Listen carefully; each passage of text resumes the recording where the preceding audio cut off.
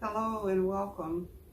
This video is part one of two videos about a couple that lived in a small black community near Detroit's Cultural Center and how they created an economic system in the 1930s that helped to make Detroit a city with more black-owned businesses in the United States by the 1950s. My name is Rita Dickerson, and I'm a visual artist historian who creates works of art based on Black history and culture. This video, part one, is about William Peck, who created the Booker T. Washington Trade Association. Video two is about his wife, Fannie Peck, who created the Detroit Housewives League and the Bethel Credit Union. In the videos, you'll learn how both organizations worked, how they helped to create Black prosperity, and how the organizations and that prosperity endured for decades. Reverend William Peck was born in 1878 in Maryland. His wife, Fannie, was born in Missouri, and that is where they met, and they later married. He became pastor of Bethel AME Church in 1928, and in 1929 is when the stock market crashed and the country just spiraled into what became known as the Great Depression. The church was located about 3 blocks from the Detroit Institute of Arts and 4 blocks from where the museum, the Charles H. Wright Museum of African American History now stands. And just 1 year after the stock market crashed, Reverend Peck decided that he must do something because, as we know today, when America catches a cold, Black people catch pneumonia.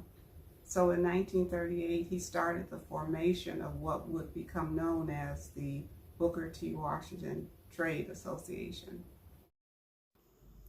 This is Bethel AME Church on Frederick and St. Antoine.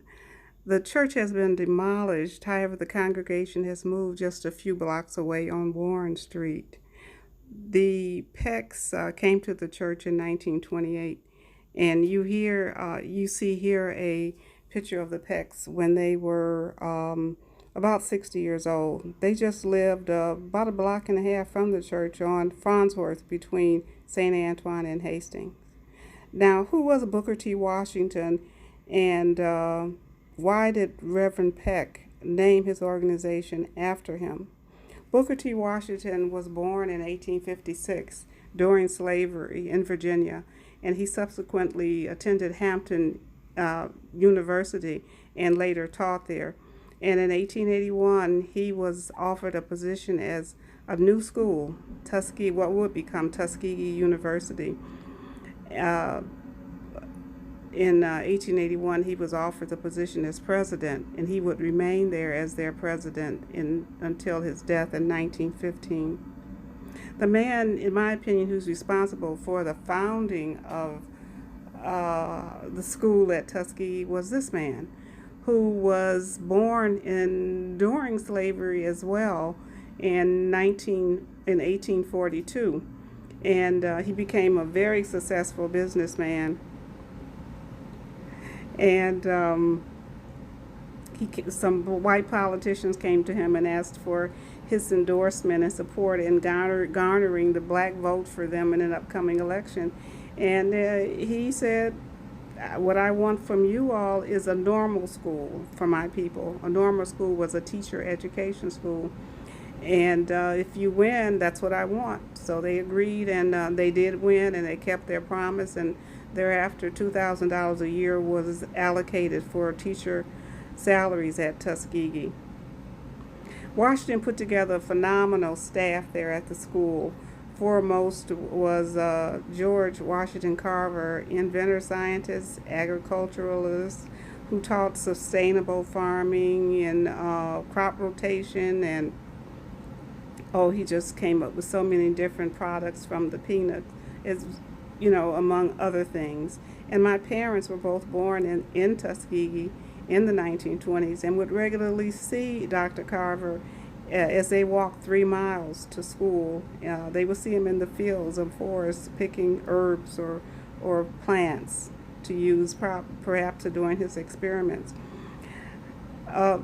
The Tuskegee curriculum was primarily geared toward teacher education, but Washington wanted the students to learn trades that could sustain them once they got out of school on a personal level, and to make a living, to sell their wares or be employed by other blacks or by whites.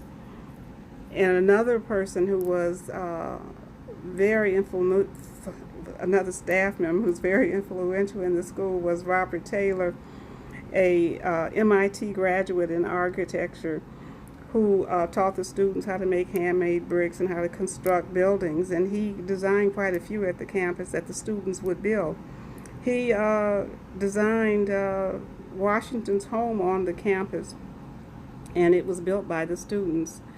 His son's name was Robert Taylor as well, and he became the director of the Chicago Housing Authority, and the Robert Taylor homes in Chicago were named after him.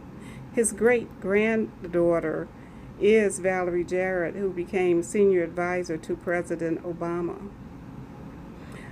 Washington also founded the National Negro Business League to put economic development at the forefront, to promote the commercial and financial development of the Negro.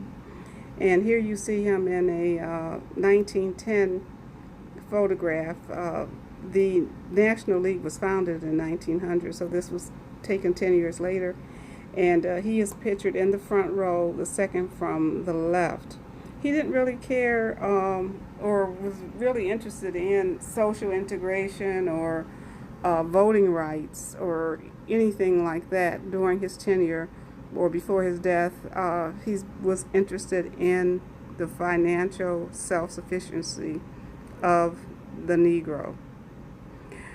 Reverend Peck followed in his footsteps, and you can see him here in a sketch that I made of him. If you go to his Declaration of Principles for the Booker T. Washington Trade Association, you would see these words: "The solution to our economic problem is the ownership of business, and to this end we shall confine our efforts." Reverend Peck started out in 1930 by calling a meeting at the church of businessmen, and he set up an organization structure composed of executive officers and various committees like membership, program, fundraising, publicity, boosters. Boosters would actually go out to black homes and encourage them to support black businesses. He created branches of the organization in different parts of the city. He formed a partnership with Reverend Bradby of Second Baptist Church, which was the largest black church in Michigan. Bethel was the second largest. He instituted a Wednesday lunch where black businessmen could come, network, strategize, and have a speaker there. He also set up an annual exhibit where black businessmen could come, show their wares, people could come in, meet them. Also, they would publish a black business directory. And in no time at all, his membership, the membership of the Booker T. Washington Trade Association, was well over 12,000 members. Here you see the organization structure for the central branch, which he was president of, and you see the various committees. And in this next shot, you see one of the other branches, the Northwestern branch, and most blacks lived on the east side, but there were a few on the west side during that time.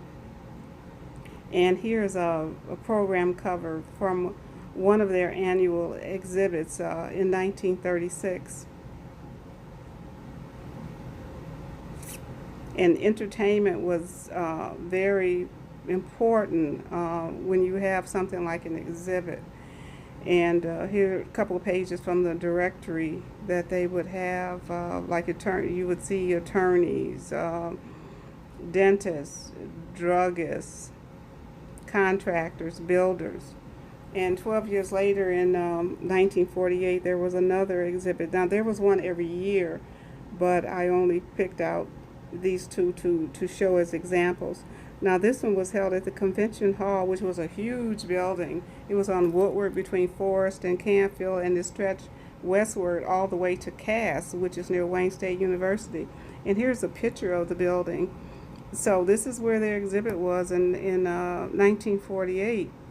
And by this time, Reverend Peck had passed. He passed in 44, but you see the structure that he put together was so tight and so good, it lasted, and it's lasted until today.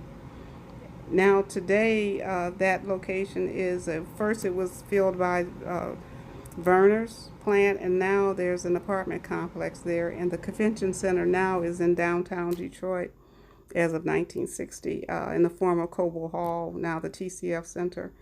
There was in 1948, there was a big parade that started at Eastern Market near downtown Detroit, and it continued down Brush Street with beauty queen contestants in the cars, and all the way down to a Highland Park, a city within the city of Detroit, and then back toward the convention center. There's a play called Good Character for Better Business, card party at the exhibit, and prizes, and a children's party. It was so important to get the young people involved and to see black business owners, and so they could actually see in the flesh something that they could aspire to. There was a fashion show, and one of the vendors I want to show you that was there was Hawkins Apparel Shop. Now, during the uprising of '67 in Detroit, Hawkins Apparel Shop was still open, and here you have a moving company that was in Hamtramck, which is another small city within the boundaries of Detroit. And the city compliments of the city cab company, which I do remember growing up, a black-owned cab company, black potato chip company, father and son, optometrists, the Lawsons, and the Consumer Quality Market, and the E-Course, which is a suburb of Detroit. Now, the Booker T. Washington Trade Association changed its name in 1960 to the Business Association. And in 2020, they celebrated their 90th anniversary. And on their website, you'll see these words. Think before you give your business to any place, before you purchase what you're going to eat today, or before you purchase any other thing you need today. Can't you see the need of keeping as much as possible your little money in the hands of your own race? Those were words of Reverend Peck that are on the website of the Business Association today. The National Business League is still in operation also, and they just recently celebrated their 120th anniversary. Their name has been changed to the National Business League. Part 2 of this video about Fannie Peck, Reverend Peck's wife, who founded the Housewives League of Detroit and the Bethel Credit Union, will be shown sometime in the near future.